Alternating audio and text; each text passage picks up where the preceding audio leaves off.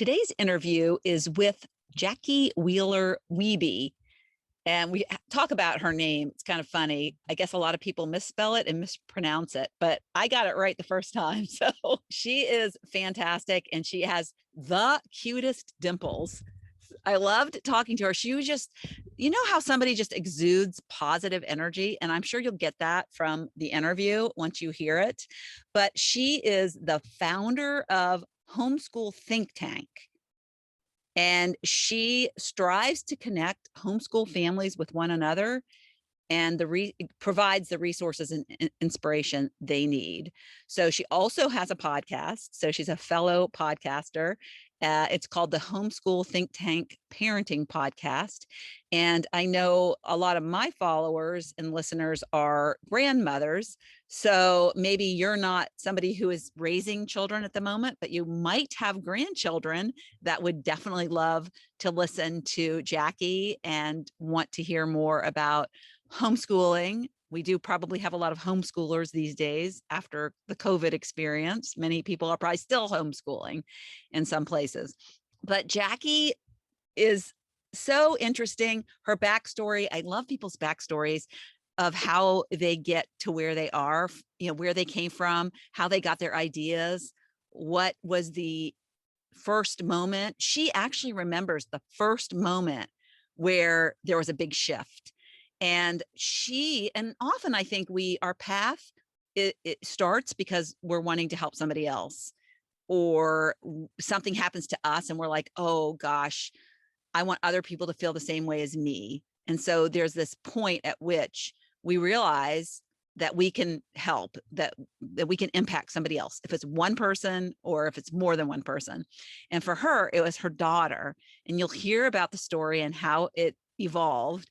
But she also became an author. And then she had a horrible experience writing her book. So I'm not going to give that away. And it's like a nightmare. Like if you ever sat down to write a book and put your heart and soul into it, you would never want this to happen to you. So I won't blow it, but I hope you enjoy listening to Jackie's story. I enjoyed every minute of our conversation. She is definitely somebody I'd hang out with because, like I said, her energy is contagious and she's just somebody that shines her light in the world doing what she does. And she's passionate about it, and the ripple effect at least spread to me during this interview. So I hope you enjoy it. Welcome to another episode of Not Your Average Lives. And today I have with me Jackie Wheeler Wiebe. And Jackie, we just had a long conversation about our names, and she does not actually use Wiebe. When she started out, she didn't, and she's using it more. And I thought it was really funny because she says people misspell it all the time. So this might be a lesson for people of how you do it is Wiebe, and you're supposed to, the lesson I always learned in elementary school was I before E except after C.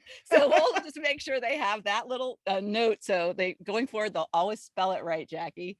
So welcome to Not Your Average Lives. Well, thank you, Lori. I am so glad to be here, and I love your podcast. I have actually gained a lot from some of your episodes. So, thanks. So yes, I've really enjoyed listening to it.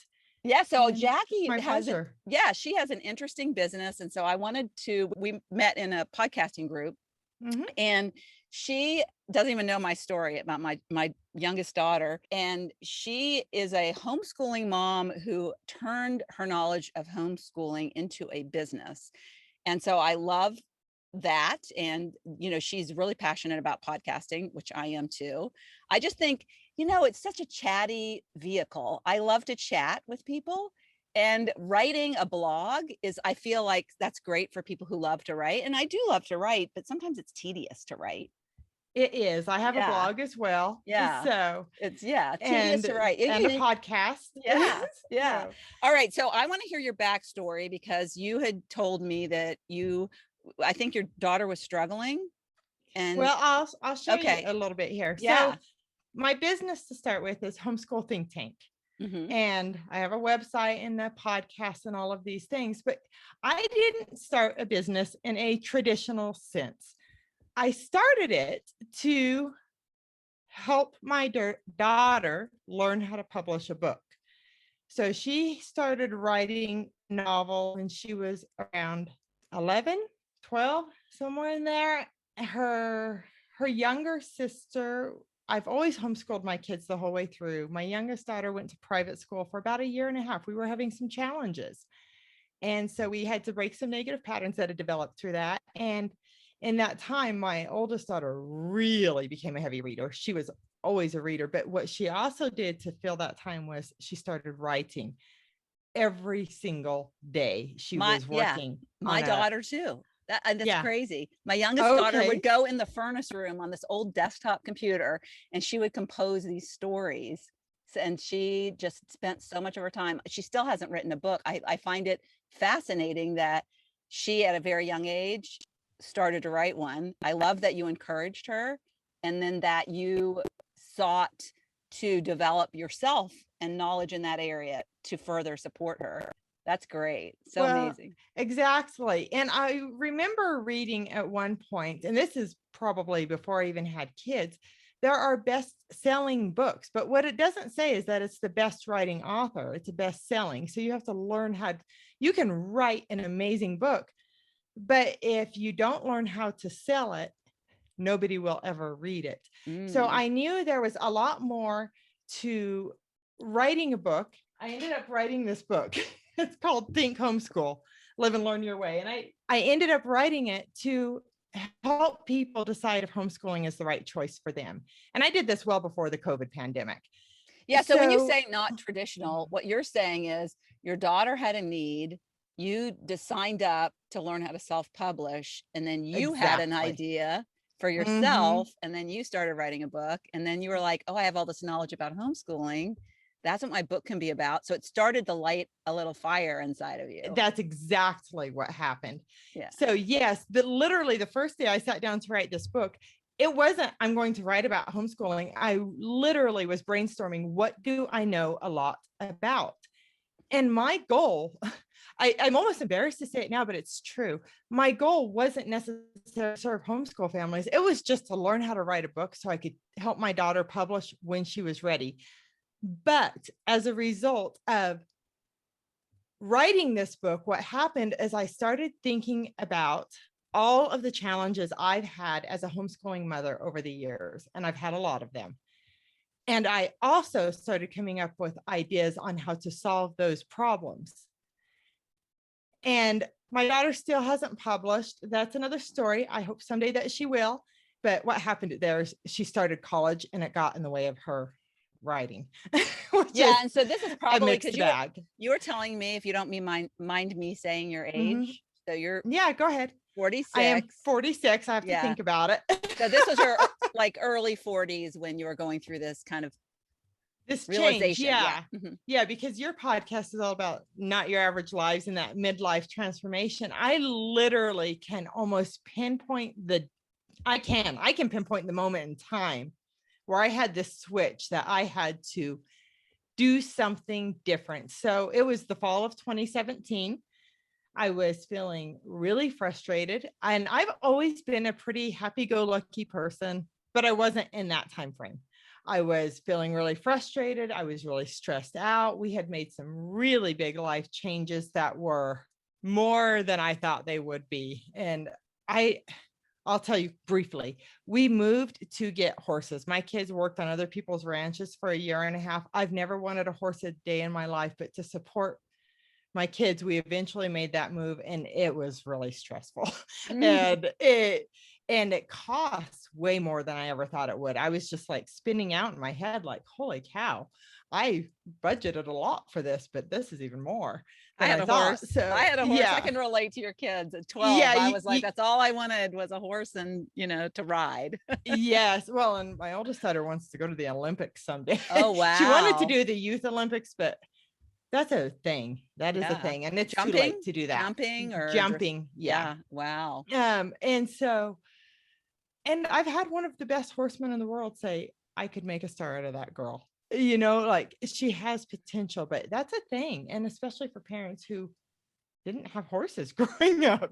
So anyway, we'll get back on track here, but that's where it started. So I didn't just think, oh, I'm going to start a business. It started with me brainstorming Yes. about what I would write about, and then realizing I had something to offer to other people. But I've had to step into that. It has not been easy for me at all. And something we discussed talking about today is technology hurdles. Let me tell you where I'm coming from technology wise. When I started this business, I did not know how to add an attachment to an email. That's how poor my technology was. I literally opened my computer once a week to pay the bills, do an occasional Google search. That was it. Well, you knew how to Google search. That is like, that's all you need.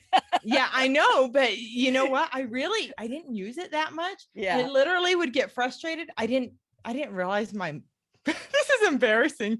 I didn't realize my mouse had batteries. It would die and I'd be like, what's wrong with this thing? My husband had always just done it because we shared the computer for the most part. At some point I had my own, but That he reminds had me just changed it. that reminds me of a funny story. So I worked at AOL for a long time, and the customer service people would get, because we initially, before we had broadband, you had got a DVD or CD, and you had to put it into your, and you had a little drive that comes out. Some cars still have them. Well, people thought that that was a cup holder, so they were using that for a cup holder. They didn't know it was to put their DVD. Oh my gosh. Yeah. I remember, yes, I do remember that. So this is where my technology was when I started this. I was the same. I mean, I knew how to attach a file, but I did not.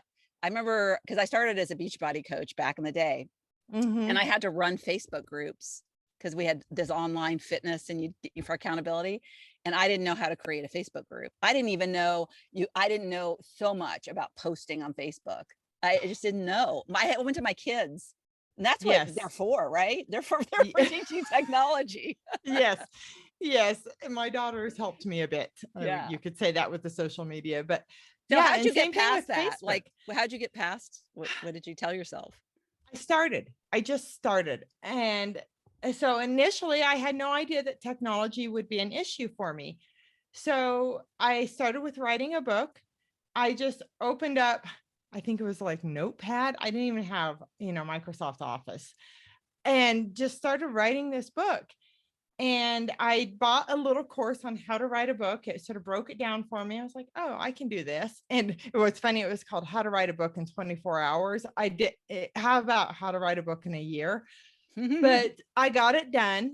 But here's what happened with that. This was my first big aha moment of I need to step it up in technology. I worked on this book. Initially, I worked on it one day a week. My kids went to a shared school program. They're homeschooled kids, but through a public school, they have a one day a week where it's for homeschooled kids and they would do electives. So I would take them to that every Wednesday. And that was about an hour from my house. So I would go to that library, the local library there, open my computer, work on it every Wednesday. And over time, I did a little more, but here's what happened. One day, I would think I opened my computer at the library because I think I would have just lost my cookies if I was at home, but I was forced to keep my cool. So the night before, I literally finished this book. I was like, I'm done. And I remember leaning back in my chair like, oh, I finished it. I'm done. The next morning at the library, I opened my computer up and the file has vanished. It's gone. Like the file is there, but when I go to open it, there's nothing. There's nothing there. And I was in a state of disbelief. I had not backed my book up anywhere. It never even occurred to me because, like I said, before this, I opened my computer for bills. That was it. I hadn't saved anything of value in years. I hadn't been a student. I did go to college and I probably backed things up back then. I know I did on different floppy disks, but I remember when you told me this story in the group, and I was like, when I heard it, I thought it was just part of your book. I did not realize it was your entire book. I mean, I think we have all lost like a school paper, but that's like what, a couple of days worth of work. I can't this even was imagine months. how, so tell me what goes through your mind, because I believe that the universe sends us these lessons, and some people take these signs as I'm not meant to do this. Well, so this was it took me 5 months. It's a short book. It's not really long. It gets to the point. It really just helps you decide if homeschooling is the right decision for you. So my first thought was I went to a common area and I called my brother, who is an IT guy. But here's the deal. He didn't even know I was writing a book, Lori. I remember before this all started, like the December before, I had already decided I was going to write about homeschooling, but I decided to wait to do everything until January after the holidays. And then I started, like, New Year's was over and I got started. I got to work. And I called my brother. I'm like, hey, Dave, so I'm writing this book and I finished it and I lost it. Can you help me? Because I was honestly I wasn't comfortable with this role yet of I'm an author. I'm starting a business. I mean, only a handful of people knew I had even started this business, which maybe I started it a little early, but whatever. I had this vision of what I wanted. And so, yeah, he went through my computer that night for 4 or 5 hours. And his response was, and this is virtually, he lives in Utah and I am in New Mexico. And so he did this virtually and he said, Jackie, you could get it back if you want to pay somebody at probably $5,000 or more to get it back. But I can't do that for you. I don't have what you need. And let me tell you, his skills are high. He has run county detention centers, entire cities, IT programs, like the 811 stakes of certain states. It Well, just it different things. just so He happens. has skills. Yeah. It just so happens I was watching a Forensic Files last night program, and it was about this guy who killed somebody, and they got and I guess it was an FBI person who like does that for a job. And he had deleted the plan. He had a plan to kill the person, and it was all deleted. But and then when a file gets deleted, it apparently gets splintered into these different pieces.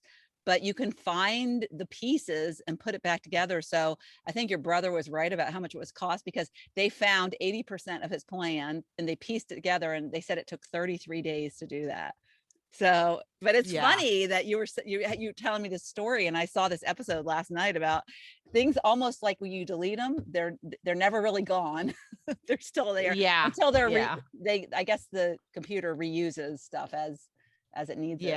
He can perform some magic, but yeah, that's crazy. He couldn't perform that magic. Anyway, so then you hear that. How long did he work on it? And then when did you get the news? A few days later? Well, no, he did it all that evening for me and just went through it through my computer. And my computer wasn't as full of things as it is now, because I was just getting started with my business. But so here's what happened the next day.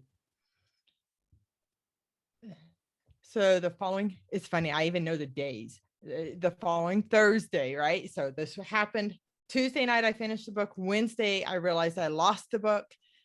Thursday, I woke up, I don't know, 5:36 a.m. And I remember just like these tears coming to my eyes, I still cry. I did not expect to get teared up about this, but I cried. And it's always better the second time. I actually said something much worse. Yeah. So my first thought when I woke up that morning after I realized the book was gone was I was teared up, and it broke my heart. But I thought, I have to get up and go again. If I can't handle this, I shouldn't be in business, because I know I have this vision that outlives me, and I have much harder things in my future. I've got to overcome this. And I got up, and by 6 a.m. I was working on the book again, and I just started over. But here's what happened. The book is actually half as long as it was. I took out about half the book, and here's what I took out. I took out the reasons that maybe you might not want your kids in public school. And the reason I did that is people have their own reasons, and I am never out to bash that. I think people intuitively know why they might not. But here are the reasons you might want to homeschool. Here's what you're going toward if you make this choice. People can make up their own minds about why that's not for them. But what they need is, what are you going to gain by homeschooling your kids? Because if you're not familiar with that world, you don't know. So I say the book is half as long and twice as good. Isn't that interesting? You know, I always think the redos are better. One of my guests, I had a guest on one time and I forgot to hit record. And I was so embarrassed. And I didn't even realize it till after we had gotten off the call. And then I had to reach out to her and say, would you mind redoing it? I was so afraid of her response and that she would be mad. And her response was, oh, I'm so glad. I didn't think it was very good. And the next time we recorded was so much better. So it's so funny. I'm so glad you had that takeaway, because I believe you're so right. I'm sure it's twice as better, probably 3 times as better. Well, you know, you have to be able to move forward. And so as far as starting a business, getting over the technology, this was my first step. So my brother taught me how to back it up to the cloud. And I have another obstacle. I tend to say that if I can start an online business, I believe anybody can, because one, I did not have the technology there, which there's a lot of tech to overcome. Number two, I just forgot it. There's that 46 years old. Number two, I have terrible internet where I live. Like, we barely have internet, as you can see, because once in a while there's little glitches in our audio. But you know what? I've dealt with it. And I forgot to do something for you today, Lori, and I'm sorry. Usually I put my internet on my cell phone and take it off the house phone because my cell phone Wi-Fi is better. But these are things I've had to overcome. Like, I don't download a long video from home. I have to go to my mother's house because my internet won't support it. But you know what? It supports most things. We actually live out in the country, so I feel lucky to have Wi-Fi. Yeah. But you can overcome so many things, but I think you really have to have this mindset of, I'm going to do this. You've got to have a vision. You have to know what you want out of what you're doing. You don't have to know how to do it, but you have to know where you're going. But you didn't know that in the beginning. You didn't know that. I knew it was about homeschooling. That was my first part of knowing where I was going, is I was writing a book. My second part is about homeschooling. My third part was, I've had a lot of struggles that I haven't been proactive in overcoming. I think other people are having these problems too, and I can help them. That was the third part. You know, then the fourth part is, I have this vision that I want to live beyond my own life. And I'm not going anywhere anytime soon, as far as I'm concerned. But you just have to keep believing in yourself and your ability to figure things out. And so, for overcoming tech, as far as something that can help your listeners, your listeners are oftentimes starting businesses. Am I correct in that? Well, what my intention for my podcast and the listeners is that they're inspired by the stories they hear, whether it's to start a new business or whether it's just to break away from the mundane and settling for the life they don't want and start figuring out what the heck they do want. Well, you know what? And that's exactly okay. So let's sort of switch that a little then. Here's how you break away from the mundane, in my opinion. And actually, this is podcast episode number 1 on the Homeschool Think Tank Parenting Podcast. You have 30 minutes about it, but I'll break it down here. Just like I did on that first day, write down what you're good at. Write down your strengths. Don't worry about what you're not good at. Just write down your strengths and really brainstorm. And then maybe ask other people around you, what do you think I'm good at? And then you get out there and you share it. I don't care if you just share it locally or if you share it online, you share it with one person or you share it with 1,000 people. but it has to be something that fills you with purpose and passion. And I am passionate about homeschooling. But you know what? Because I started sharing this passion about homeschooling, I've developed two other passions. I never knew I was meant for business, but I was born to run a business. I love running businesses. I love talking about businesses. Now I also know, because of that, I love podcasting.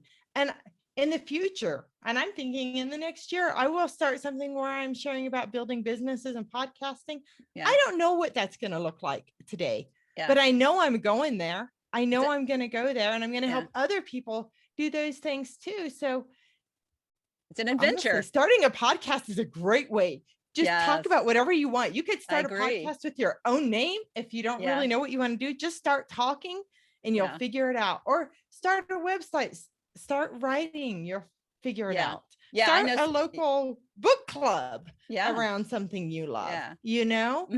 But you got to share it. That's it. You got to share it. Yeah. You could do a podcasting book club or something. Yeah. I know somebody, and she's on her third podcast. You know, she's rebranded like 3 times as she's evolved, because it's all a process. It's all an evolution, right?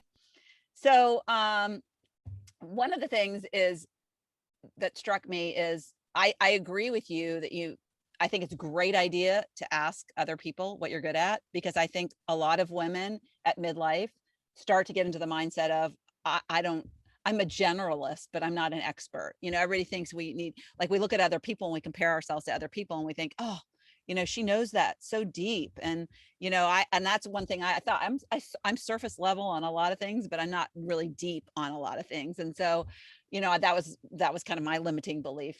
So I think asking other people is really good, but I think you can be really good at something, but it might not light you up. And that's where you get into, like, I think I went into a career based on what I wanted to make money, which is the wrong reason to really get into a career, because it wasn't heart-based, it was brain-based.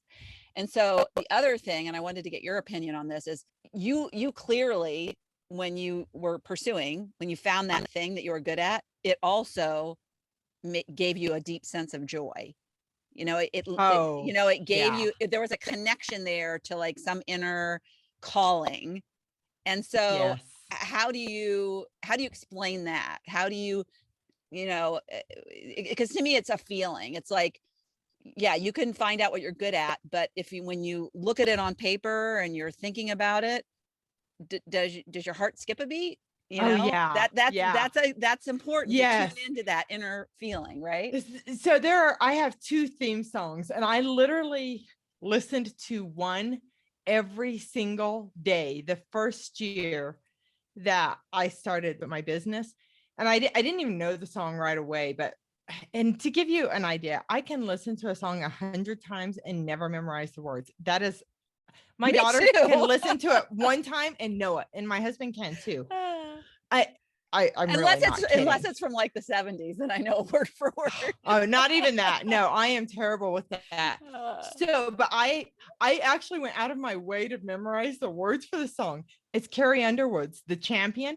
That song was like spoke to my heart. And then I love Alicia Keys' "This Girl Is on Fire." Oh, that's good. Totally different levels of music, you know, but as far as a tone, but that, yes, it does. And I am just so passionate about sharing this, because I see what homeschooling makes possible. And most people I think when most people think about homeschooling at first, they think, I don't want my kids in school. And here's what I say about that. You can know what you're going away from, but to succeed for the long haul, you have to have a purpose. You have to have a reason to homeschool your kids. Because you want to be, if going away from something is one thing, but you need to be going toward something. That's what I think. And then I realized that most of my pitfalls around homeschooling happened when I started putting the correct curriculum before the connection with my children. So I was always so worried in the back of my head, like, what if the state checks up on me or whatever? You know, I want to be able to prove that I'm doing these things. Well, here's what happens. And you have in your head this well, this is what they're doing in public school, so my kid should do exactly X, Y, and Z too. But you know what? Maybe one kid is way ahead of the game and one kid struggles to just be at the game. Mm-hmm. What happens then?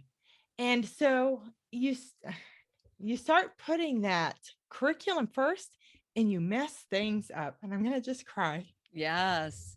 You want me to tell you my story while you Yeah, and I'll you can pull get back myself to it? together. Yeah, Yes. and you can tell me, because I think this is exactly what you're getting at. So I have two daughters. They're 2 years apart in Mhm. school, and the younger daughter was in gifted and talented, and she got to the point where she felt that she was the dumbest gifted and talented person. And they Oh, bused in the school system we were in Northern Virginia, they bused the kids to another school on certain days. So she was taken away from she loved her class, and she was taken away and put with these kids that she was measuring herself against. And they would answer questions before she would answer them. And it just ruined her confidence. So when she said, "Mom, I don't want to be in gifted and talented anymore." So when she went, so this was like 6th grade, I think. So when she went into middle school, we said, okay, no more gifted and talented. And but she was straight A student. When she got into high school, and she was very well adapted socially, and she was in sports. So there was no reason, it wasn't like she was a loner or she felt excluded. But she got into high school and she started to get C's, and she didn't care. That was the thing that bothered me. She did not care anything about her grades. And I said to her one day, because the teacher would call me and say she's not turning in her homework. And I said to her, "Why are you not turning in your homework?" And she said, I know a C is average, a C is passing. I don't, she figured out the system that she doesn't have to turn in her homework. And so I had this vision of an adult that like didn't go to work, got fired from every job. I was like, if this is the way she's going to operate in life, this is not good.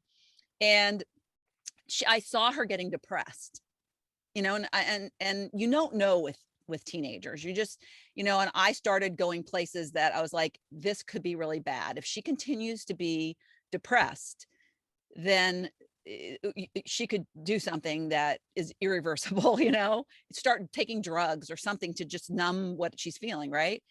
So, and she kept saying, "I want to be homeschooled. I want to be homeschooled." She knew about homeschooling because she followed a band and they were homeschooled. And so that, I think that was in her head. And she's also the one who wanted to write a book. So she's just a different, and what I learned is that she did not operate well in a 30-person classroom. She was afraid to raise her hand and ask questions. She didn't want to stand out. And she just was lost in the sea of other children. And so, and it's funny because at the time, homeschooling wasn't a thing. It was like frowned upon. And the way the school system worked is you couldn't participate in sports. If you left the public school system, you could not join any of the sports that the public school offered. I know that's changed now, I think. You also, if you left, she was a rising junior when we pulled her out, they said halfway through her junior year, if she wants to come back, she has to repeat her junior year. So they all these consequences of doing what's best for you or for your child, right? So we pulled her out anyways. I went to the yellow pages because both my husband and I worked full time. This is my ex-husband at the time. We both worked. We weren't going to quit our jobs and do it. So I was like, okay, where can I take her and put her in this environment? And I found a place, and it changed her life. It was really like at the time she had her driver's license, it was like she started college her junior year because she went to an office building, and she was one of like 7 kids that was getting, and she would come home, and what I realized is learning is a lifelong thing. And my child is not learning. She's checked out. And what it did for us, and it was a roll of the dice. We didn't know. We just were like, I was like desperate to help my child, honestly. And she went to this day thing and this totally different environment than public school. And she thrived. She came home and she was like, Dad, did you know that, the history lessons, the everything. And the teachers were so different in that school. They really cared about the individual. And then Mhm. it was funny because we went the graduation was at a like Italian restaurant. It was like Uh-huh. they had a big room where you could do like, multi tables. And I think there was, I don't can't even remember, 25, 30 kids that she graduated with. And it was just a little simple ceremony. But what was also different and really special is they didn't have a speaker. They invited the parents to speak. So every parent was able to get up, give their child a diploma. I'm going to get emotional now. And I wrote a poem for her. And I was inspired by the show Roseanne. Uh-huh. Roseanne and Yeah, bar. Darlene, is that was her name? And she wrote a poem and it was so touching and so emotional. I remember it. And I kind of patterned my poem after that. Uh-huh. And when my daughter got married on her rehearsal dinner night, I stood up and I added to the poem. And so, Oh. I mean, her life is, I believe, I mean, who knows going back? I mean, it could have been that everything worked out fine. And I remember saying to her, if you do this, you're not going to be able to play sports anymore. And she said, I don't care about that, Mom. You care about that. And so I was like, oh my, and I really checked in with myself and what I was getting out of making her do these things, or, that maybe she didn't want to do. And she Yeah. still went to the prom because she still had all her friends in the public school. She still got to do the things that she could, not totally, because she didn't, her soccer team did go to and won the state soccer tournament. So I was like, oh dang. But but she still was a part of the social life of, Yeah. they didn't dismiss her or exclude her because she went off to be homeschooled. So No. I look back and I think the way she's turned out, and she's now the mom of two, and she works at a major corporation, and she's doing very well. And I think it's, and then we talk about it, and we talk about, I think she's appreciative that we did something that was a little unusual, but Yeah. it was for her, and what we thought the time was good. And my other daughter stayed in public school and she thrived. Yes. So The bottom line is we have to meet our kids where they're at. So whether that means your child is homeschooled, in public school, private school, charter school. There's another style of school I've learned about through this I had never even heard of. They're called Sudbury schools. I'm telling you, if there was one where I lived, that would be the right choice for my youngest daughter on a like part-time basis. And there are a lot of different options, and you just have to appreciate your children for who they are. We have to meet our children where they are in their lives. So whether that means they are homeschooled, they go to public school, private school, charter school, something like a Sudbury type school, there are a lot of different options. And you just have to meet them where they are and connect with your kids where they are and take them down a path that's right for them. And I think that is probably not going to look the way that you thought it would when you had children, because they're born with their own personalities and their own gifts. And it's your job as a parent to help them pursue their gifts, I guess, and pursue their own passions in this world. That's yeah, my and I general think, thought. I think the big problem with public schools that I learned is it's just a cookie cutter world, right? You have to fit the mold, and if it works for your child, like my older daughter, Mhm. excellent. But it's not the greatest model for everyone. And No, it's yeah, not. And, I'm not wild about the system, but I sure am wild about many of the teachers in the system yes, yeah, because that's great. there are, I know my daughter had an amazing teacher and she had been in the public schools and she was in private schools. I actually interview people who are in the educational system on my own podcast at times because they have a wealth of knowledge and experience Yeah, that they can share with homeschooling parents. and we can learn from them and apply some of those tips and tricks they have learned over the years in our own homeschooling situations. So, my dad was an Lori, assistant principal. My dad was an assistant principal and my mom was a guidance counselor. So they would have been good if they were able, and but my dad's no longer with us and my mom is in assisted living. So that doesn't work. So I was all right. teacher So I have before, a question. So I get it. Go ahead. Yeah. So just one last thought from you is, because I want to go back to why you chose to go on the path that you're on and clearly are lit up by. And, you know, a lot of times what I found is it's the impact that we realize that we can make on the world, right? Yes. So okay, this will light me up a little more. Yeah, so just tell me about that, and then we'll close. So it started to help my own kids, you know, to help my daughter write a book, and then recognizing my own problems and realizing how I can help my own children more through this. But when it really shifted, I guess, is when I realized I could make an impact in other people's lives that was so much bigger than myself, and that you can really help other people and sort of stepping into the person you were born to become.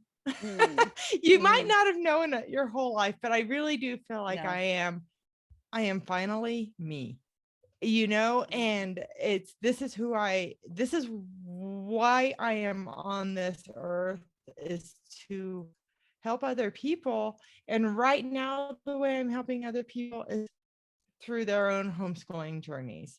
And then later it could be that plus through business and podcasting, something to that effect. But it does, it really lights me up. It excites me. And I have never done something that is so outside of myself as this. Yes, this will help my family. Yes. And honestly, I see how I can help my own extended family and friends through what I'm doing. But then my podcast reaches people in over 40 countries now.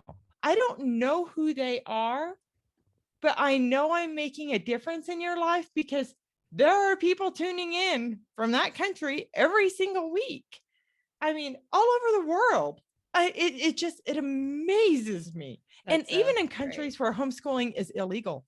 I mean, there are parents picking up, so whether they're homeschooling or not, they're picking up parenting tips at the very least, right? So it's mind-boggling to me. I never thought I would be reaching people in 40, or I think we've actually surpassed 50 countries now, but I'd have to look. You might not have started. It probably would have scared you. Oh, you want to know how many people listen to my podcast when I started? Me. I've listened to it about 5 times a week because I was so shocked that voice coming through there. Oh, that's hilarious. I'm really not kidding you, Laura. Yeah. I had no audience when I started. None, because I didn't know I didn't know what an audience was. They're people who listen to you and who like what you're messaging, right? They like what you're saying. So they keep listening and they keep coming back for more. Yeah. I'm really not kidding you. When my podcast started in 2019, I was lucky if I had 3 listens a week. That weren't me. So you started in 2019. So it's been the podcast. Yeah. That's amazing. Business in 2018, January. But so we're the last 3 years. And now I'm like, every week it's just more and more and more people. I can't believe it. And you know how this feels. You see it. Watching your stats is it's not like I don't get self-worth out of that or something, because I hear people say that, but it's awe. It's inspiring. It's fun. It makes you want to have better content for them. You want to know more what they want, and so you can deliver that. But anyways, I want to meet you. Yeah, Jackie, it's been an amazing conversation. I think you're delightful. You are just the cutest thing. I love your dimples. She is like so enthusiastic. You can tell that you're lit up on life, and I think that is contagious. I mean, it's the people that listen to this are going to feel it.